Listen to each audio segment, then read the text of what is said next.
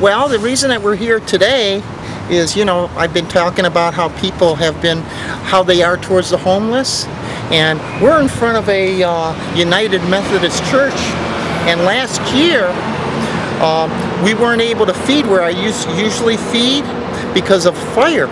So we came over here in front of this church, and I started feeding my guys here.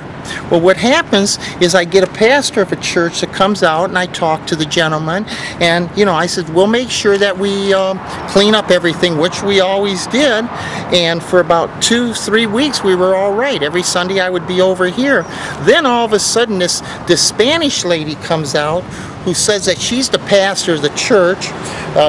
I found out her name was Leah Willits, and she was the pastor of the church here.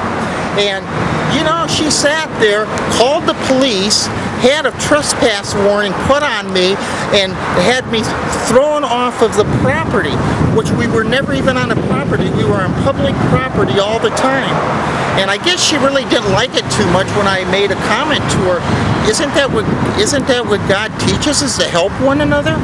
And you know, if that's what religion has gone down to, it's just appalling. It's absolutely appalling that a religious person like that would sit there and have somebody arrested because they were feeding the homeless. What do they preach in this church? Do they preach helping one another, or do they preach hurting one another? Maybe that's what we should start thinking about. Okay, well, I asked if I could sit in front of this sign here, because you know, this is a sign that you see. Everybody is welcome.